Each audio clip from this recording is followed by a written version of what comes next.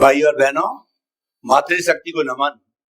Studio में साक्षात अनुभवी ज्ञानी पुरुष जो कि अपने अनुभव से समाधान देने वाले स्वामी कमलेशानंद जी विराजमान। ये हमारा वो भाग्य और हमारी सत्संग उत्तरोत्तर प्रगति को हो रही है। काफी लंबे टाइम से हम सत्संग कर रहे हैं और आपको आनंद आ रहा है, मुझे भी आ रहा है, स्वामी जी को भी आनंद की अनुभूति, और सब हम आनंद में सरोबार हो रहे हैं। आप सभी की तरफ से स्वामी जी के प्रति बहुत बहुत कृतज्ञता, साधुवाद। स्वामी जी जय सच्चिदानंद। जय सच्चिदानंद। स्वामी जी घाती अघाती कर्म की व्याख्या करते हुए आपने एक बात बताई, उसमें से एक प्रश्न खड़ा हुआ, आयुष्य कर्म।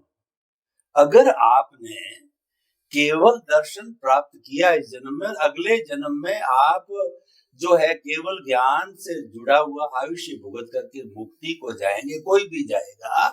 उसके पहले केवल दर्शन के पहले आपने बताया कि सातवीं नारकी का आयुष्य बांध दिया, तो पहले सातवीं नारकी को भुगतना पड़ेगा, फिर मानव जीवन प्राप्त करके और केवल ज्ञान के माध्यम से जो आप जाएंगे। ये बात थोड़ी सी पूरी समझ में नहीं आई, तो मैं ये जानना चाहता हूं कि एक जन्म में व्यक्ति कितने आने वाले फॉरवर्ड आयुष्य यानी भवों का वो जन्म ले सकता है। और आप तो कई बार बताते हैं कि केवल दर्शन अगर हो गया है तो निश्चित तौर पे अगला जन्म केवल ज्ञान और मुक्ति का है। तो थोड़ा कंफ्यूजन खड़ा हो गया, कृपया इस कंफ्यूजन को जो है वो आप निरस्त कीजिए। हो सकता है कि कोई मेरी समझ का फेर हो, तो आपके मुखारबिंद से, आपकी अमृत वाणी से, आप अनुभव वाणी से ये बताइए, एक जन्म में कितने भवों का आयुष्य कर्मबंध हो सकता है। और अगर केवल दर्शन भी कर लिया आपने उस जन्म में, तो क्या नेक्स्ट बर्थ के अंदर आप केवल ज्ञान होकर मुक्ति को नहीं जाएंगे? ये दो चीजें आप बताइए।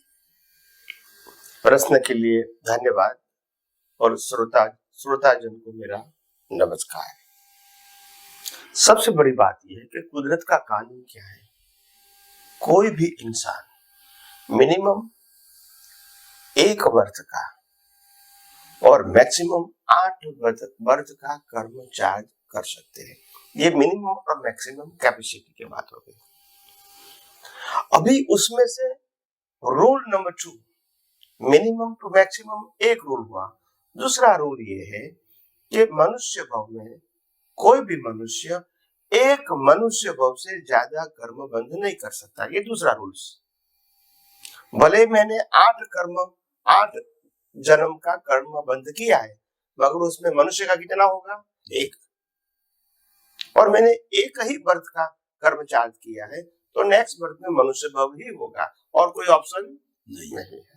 तो पहले मिनिमम मैक्सिमम 1 to 8, दूसरा मिनिमम मैक्सिमम मनुष्य भव में से नेक्स्ट मनुष्य भव में एक ही बर्थ होता है, उसमें ये 2, 3, 4, 5 नहीं बांध सकते। तो ये मिनिमम और मैक्सिमम कैपेसिटी ह्यूमन की बताया। अभी प्रश्न ये हुआ कि केवल दर्शन के बाद नेक्स्ट भव में ही आपको मुक्ति मिल जाती है। वो सिद्धांत से 100% करेक्ट है, कोई कंफ्यूजन नहीं है। मगर आपको ये सुनने में ध्यान रखना चाहिए कि ये मनुष्य भव में मेरे को केवल दर्शन हुआ, तो नेक्स्ट मनुष्य भव में ही केवल ज्ञान होगा। मगर उसके बीच मनुष्य भव के अलावा नरक गति, देव गति या पशुओं के कर्म है, तो वो तो खत्म करना पड़ता है। नेक्स्ट मनुष्य भव में केवल ज्ञान होगा और कोई भव में केवल ज्ञान संभव नहीं है। अगर मैंने केवल दर्शन से लास्ट भव में मेरा केवल दर्शन तो हो गया और केवल ज्ञान का बीज भी हो गया, मगर केवल दर्शन से पहले अगर मैंने 4 गति के कर्म बंद किया है, तो मेरे को यहाँ से पशु योनि में जाना पड़ेगा, नरगति में जाना पड़ेगा, देवलोक में भी जाना पड़ेगा, लास्ट में मनुष्य भव में आके मैं मोक्ष में जाऊंगा। तो नेक्स्ट मनुष्य भव में मोक्ष है केवल दर्शन के बाद। केवल दर्शन के बाद 2 मनुष्य भव नहीं हो सकता है। मगर केवल दर्शन के बाद मनुष्य के अलावा तो भव हो सकते हैं। तो सिद्धांत समझो। अगर अज्ञान खत्म हो गया मेरा तो नया बर्थ तो होगा ही नहीं, और जो अज्ञान खत्म होने से पहले जो कर्म किया है उसके लिए लास्ट बर्थ तो होगा, ह्यूमन लाइफ। मगर वो अज्ञान में आपने मनुष्य के अलावा भी कर्म किया है तो उसके भी भुगतान करनी पड़ेगी पहले, और बाद लास्ट में आएगा मनुष्य और आप मोक्ष में जाना है। तो सिर्फ कुदरत के कानून को समझो। कुदरत का कानून ये नहीं कहता है कि आपका अज्ञान खत्म हो गया तो भी आपका बौद्ध भाव होगा, नहीं। अज्ञान खत्म होने के बाद कर्म बंध तो खत्म हो गए, मगर अज्ञान खत्म होने से पहले जो कर्म बंध किया है उसकी भुगतान तो अवश्य आएगी। जैसे जैन धर्म में बताया गया है कि सैनिक महाराजा का जीव भगवान महावीर का परम शिष्य, परम भक्त, जो प्रथम 24 के प्रथम तीर्थंकर होने वाले हैं, मगर वो अभी नर्क में है और नर्क में से सीधे यहाँ आएंगे और तीर्थंकर बन के केवल ज्ञान प्राप्त करके मोक्ष में जाएंगे।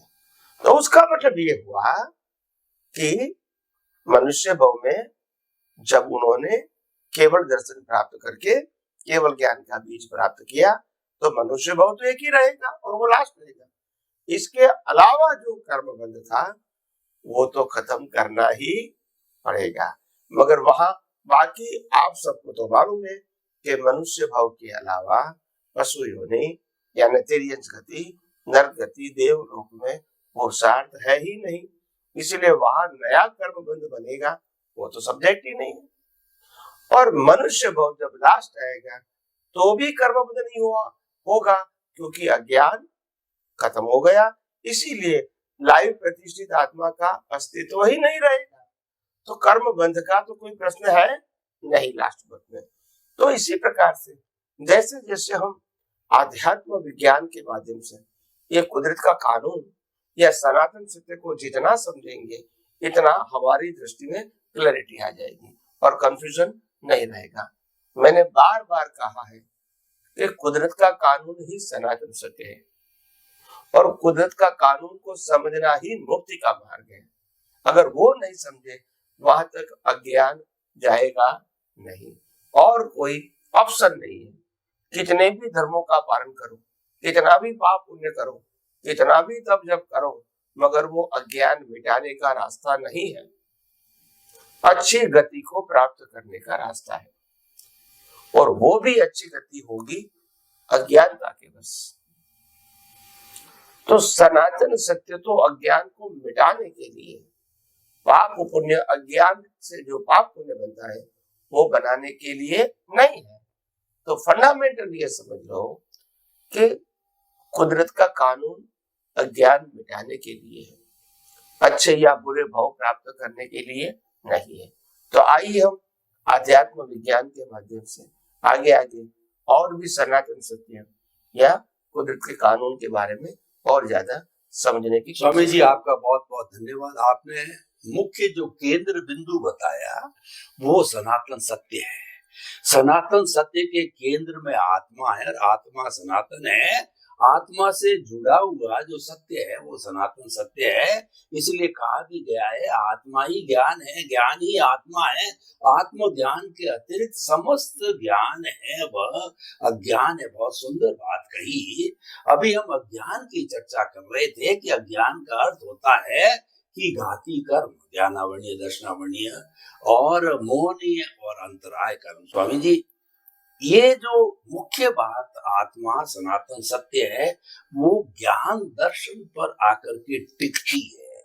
तो ज्ञान दर्शन आप कहा करते हैं कि इसका डेवलपमेंट करो, ये हमारा जो है वो रियल पुरुषार्थ है और ये हमको करने का है और इसमें हम स्वतंत्र है। इसके ऊपर कुदरत का कानून लागू नहीं होता, कुदरत की बंदिश नहीं होता है क्योंकि आप उससे परे हो। तो ज्ञान दर्शन का डेवलपमेंट कैसे किया जाए, ज्ञान दर्शन का डेवलपमेंट क्या है और ज्ञान दर्शन जो है अगले भव में क्या कैरी फॉरवर्ड होता है या यहीं तक रहता है। ज्ञान दर्शन की पूरी व्याख्या उसकी पूरी जो कहना चाहिए फिलॉसफी जो है वो कृपया हमको बताइए कि बहुत ही इंपॉर्टेंट चैप्टर है। तो ज्ञान दर्शन के बारे में व्याख्या दीजिए। प्रश्न के लिए धन्यवाद। सबसे बड़ी बात यह है कि जो ज्ञान और दर्शन क्या है। ज्ञान का मतलब पूरे ब्रह्मांड का, दुनिया का भौतिक ज्ञान, वो ज्ञान नहीं है। वो ज्ञान संसार को चलाने के लिए है, आत्मा का ज्ञान नहीं है। आत्मा में जो ज्ञान है वो दुनिया के सभी ज्ञान को अनकवर करता है। उनको संसार के कोई भी प्रकार के ज्ञान की आवश्यकता नहीं है, मगर उसकी हाजिरी में अनकवर होता है। और अनकवर होने से वो क्या है, वो खुला होता है। जो भी सब्जेक्ट है, किसी को डॉक्टर बनना है तो डॉक्टर का ज्ञान अनकवर होगा। कोई टीचर है तो टीचर का ज्ञान अनकवर होगा। कोई चार्टर अकाउंटेंट है तो चार्टर अकाउंट का ज्ञान अनकवर होगा। इसीलिए वो सब्जेक्ट है, वो आत्मा के मूल ज्ञान स्वभाव का परिणाम है। वो ज्ञान स्वभाव है और स्वभाव से ये आपके दृष्टिकोण के मुताबिक ज्ञान खुला होता है। वो रिलेटिव सत्य और टेम्पररी व्यवहार चलाने के लिए। तो ज्ञान आवरण का मतलब होता है जो आत्मा के ज्ञान प्रकाश में खुला हुआ ज्ञान को ही ज्ञान मानना, वो ज्ञान आवरण है। वो आत्मा का ज्ञान नहीं है, उनके ज्ञान प्रकाश की हाजिरी में खुला हुआ है। और दर्शन आवरण क्या है?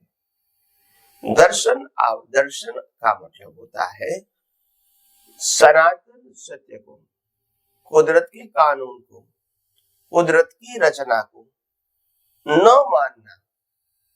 6 तत्व को जो सनातन है वो न मानना और केवल कुदरती रचना की अवस्था के डिटेलिंग में जाके उसको मानना, ये दर्शन आवरण है।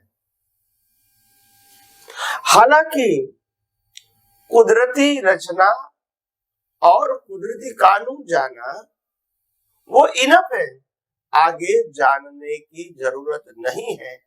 अगर जन्म मरण के चक्कर में घूमना नहीं है तो, अगर पाप पुण्य में पड़ना नहीं है तो ये ज्ञान की जरूरत नहीं है। मगर क्योंकि कहीं अवतारों से और कहीं सदियों से हमको पारंपरिक शास्त्र ज्ञान मिलता रहा, धर्मगुरुओं के माध्यम से, शास्त्रों के माध्यम से, और धार्मिक क्रिया का महत्व बताया गया और महत्व के साथ पुण्य जोड़ा गया ताकि आप वो क्रिया करो। और जो दूसरे को दुख देती है इसको पाप माना गया ताकि वो न करो, और अगर हो गया तो फिर प्रायश्चित का माप आपको बताया। कहने का मतलब पाप पुण्य प्रायश्चित जो है वो संसार चलाने का रास्ता है, चारों गति में घूमने का रास्ता है। मगर आपने मन वचन काया उनकी अवस्था और 5 इंद्रियों से, ज्ञानेंद्रियों से अनुभव में आती पूरी सृष्टि को अगर आपने कुदरती रचना देख लिया, वो ही तो सनातन सत्य है। उसमें और ज्यादा डिवीजन करने की आवश्यकता नहीं है। तो आध्यात्मिक जगत में ज्ञान और दर्शन अगर स्थिर हो जाए, यही मुक्ति का मार्ग है। और ज्ञान और दर्शन में विविधता आ जाए, वो संसार का मार्ग है। ज्ञान में भी विविधता और दर्शन में भी विविधता, वो संसार का मार्ग है। मुक्ति के मार्ग में विविधता नहीं होती, स्थिरता होती है। एक तरफ आत्मा है, वो भी सनातन सत्य, बाकी सब कुदरती रचना है, वो भी सनातन सत्य, उसमें कोई डिवीजन नहीं है। तो अवस्था का प्रकार होना अलग बात है, मगर सभी अवस्था कुदरती रचना, इसलिए उसको स्थिर दर्शन बोला। तो हमको कौन सी अवस्था को कुदरती रचना देखना है, कौन सी अवस्था को नहीं देखना है, ऐसा नहीं है। सभी अवस्था कुदरती रचना और सभी की अवस्था कुदरती रचना। तो इसीलिए ज्ञान और दर्शन जब आपका स्थिर हो गया तो समझ लेना आध्यात्म के मार्ग में प्रगति करना आपके लिए आसान हो गया। और जहां तक वैकल्पिक ज्ञान और दर्शन है, वहां तक तो आपको आगे बढ़ने के लिए बहुत संघर्ष करना पड़ेगा और सनातन सत्य को बार बार गहराइयों से, यथार्थ रूप से, सैद्धांतिक भाषा में समझना पड़ेगा, नहीं तो ये ज्ञान दर्शन आपका स्थिर रहेगा नहीं। तो इसीलिए आइए हम सब आध्यात्म विज्ञान के माध्यम से और कोई ज्यादा जानकारी प्राप्त करें और हमारा जीवन और आध्यात्मिक ऊंचाई पर ले जाए। यही मेरी आप सबको शुभकामना। स्वामी जी, आपको बहुत बहुत धन्यवाद। आपने ज्ञान दर्शन की परिभाषा दी, अपने अस्तित्व की जानकारी करना कि मैं शुद्ध आत्मा हूँ, ये ज्ञान हो गया। और दर्शन का मतलब कुदरती रचना, कुदरत के कानून को मानना, उसमें विश्वास करना, उसका पालन करना है, ये दर्शन हो गया। और वैसे आत्मा के गुण भी ज्ञान दर्शन है। जब हम अपने अस्तित्व में रहते हैं तो उसके गुणों का, आत्मा का आशीर्वाद हमको मिलता है, यानी सम्यक ज्ञान, सम्यक दर्शन जो है वो स्थिर होने लगता है। और जब स्थिरता आती है तभी डेवलपमेंट होता है। और अगर ज्ञान दर्शन अशुद्ध हो गया, यानी मिथ्या ज्ञान, मिथ्या दर्शन और मोहनीय कर्म अज्ञान हो गया, तो फिर स्थिरता नहीं होती, हम आगे नहीं बढ़ते। कोई भी हम व्यवहार जगत में भी देखते हैं, हमारा माइंड स्थिर है तभी हम कोई डेवलपमेंट कर सकते हैं। विश्व के अंदर शांति है तो विश्व का विकास होता है, देश में शांति है तो विकास होता है। और देश के अंदर अगर झगड़े टंटे तो विकास नहीं होता। स्थिरता में ही विकास है। बहुत सुंदर कहा, ज्ञान दर्शन के अंदर स्थिरता लाते रहोगे तो नेचुरली स्थिर ज्ञान दर्शन है तो अगला भव मनुष्य होगा। और वो होते होते कुछ भवों मुक्ति को जाने लग सकते हैं, जा सकते हैं। तो कहने का अर्थ है ज्ञान दर्शन को स्थिर करो, ये हमारा लक्ष्य होना चाहिए। स्वामी जी, आपका बहुत बहुत धन्यवाद।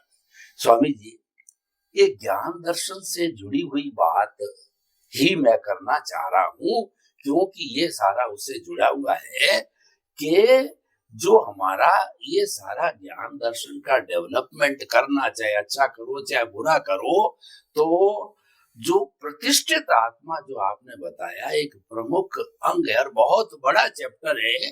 अगर इस समय हुआ तो ठीक, नहीं तो अगले में भी लेंगे, क्योंकि ये एक बहुत इम्पोर्टेंट बात है। तो ज्ञान दर्शन को स्थिर कैसे रखें, और पुरुषार्थ, चाहे रियल पुरुषार्थ, रिलेटिव पुरुषार्थ, सारा करने वाली प्रतिष्ठित आत्मा है, तो प्रतिष्ठित आत्मा क्या है।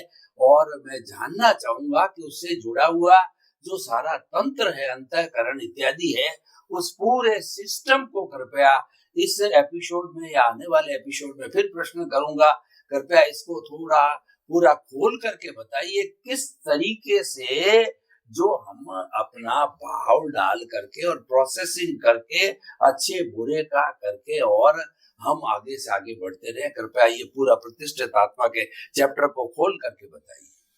प्रश्न के लिए धन्यवाद।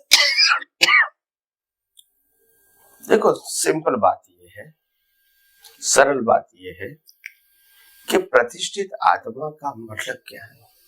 वो कोई मूल आत्मा तो है नहीं, मगर मूल आत्मा की हाजिरी से अपने वर्तमान ज्ञान दर्शन के मुताबिक और वर्तमान मोह के मुताबिक वो जो कुछ भी कर्म चार्ज करने का पुरुषार्थ करते हैं, वो पुरुषार्थ करने के पूरे पैकेज को प्रतिष्ठित आत्मा कहते हैं। क्योंकि प्रतिष्ठित आत्मा में ही कर्मों की प्रतिष्ठा होती है और सभी प्रकार के बंच ऑफ कर्म जो होते हैं लाइफ के, इसको कॉजल बॉडी कहते हैं। और वो कॉजल बॉडी के आधार से इफेक्ट बॉडी मिलती है और नेक्स्ट लाइफ में हर संजोग मिलते हैं। तो इम्पोर्टेंट बात यह है कि प्रतिष्ठित आत्मा को समझना। अभी हमारे इंटरनल अंदर दो प्रकार की प्रतिष्ठित आत्मा है, एक डिस्चार्ज और दूसरा चार्ज। डिस्चार्ज प्रतिष्ठित आत्मा का मतलब होता है जो आज चार्ज किया है वो नेक्स्ट बर्थ में डिस्चार्ज के रूप में ऑटो मोड रहेगा। उनके पास कोई करेक्शन करने की संभावना नहीं रहेगी, मगर वो प्रोसेस करके जो भाव बनाया है वो प्रोसेसर यहाँ इफेक्ट की भुगतान के लिए तैयार रहता है। जैसे मैंने भाव किया था कि आइसक्रीम खाने में सुख है, ऐसा मैंने बीज डाला था, प्रतिष्ठा किया था। नेक्स्ट प्रीवियस बर्थ में, नेक्स्ट बर्थ में कुदरत मेरे को शरीर देंगे और आइसक्रीम खाने का शरीर को संजोग भी देंगे, और शरीर आइसक्रीम खाएगा और मेरी बिलीफ को आनंद होगा, क्योंकि बिलीफ थी कि आइसक्रीम खाने में सुख है, और प्रकृति खाएगी, आनंद इसको होगा। इस प्रकार से ये डिस्चार्ज खत्म होता है। तो मेरा कहने का मतलब ये है, आध्यात्मिक जगत में ऐसी बहुत सारी बातें हैं जो हम नेक्स्ट एपिसोड में और ज्यादा डिटेल में आपको बताएंगे, समय की मर्यादा के अधीन। और अभी हम इतनी ही बात करके हम समाप्त करते हैं प्रतिष्ठात्मा की बात। स्वामी जी आपका बहुत बहुत धन्यवाद। मूल आत्मा कहते हैं प्रतिष्ठा करने वाली आत्मा प्रतिष्ठित आत्मा होती है, वो चार्ज डिस्चार्ज होती है। बहुत सुंदर बताया। अगले एपिसोड में मैं इसी तरह का प्रश्न करूंगा। समस्त श्रोताओं की तरफ से स्वामी जी आपके प्रति बहुत ही कृतज्ञता। जय सच्चिदानंद। जय सच्चिदानंद। भाइयों और बहनों, मातृशक्ति को नमन। साक्षात अनुभव ज्ञानी ध्यानी तपस्वी कई जन्मों से धर्म आराधना करते करते अपने ज्ञान दर्शन को खोला करते हुए, ज्ञान दर्शन का डेवलपमेंट करते हुए, और हमारे अहोभाग्य से, हमारे शुभ कर्मों से और हमारे पुण्य कर्मों के कारण हमको उपलब्ध हुए हैं। तो आप सभी की तरफ से हम स्वामी श्री कमलेशानंद जी के प्रति बहुत कृतज्ञता। साधुवाद। स्वामी जी जय सच्चिदानंद। जय सच्चिदानंद।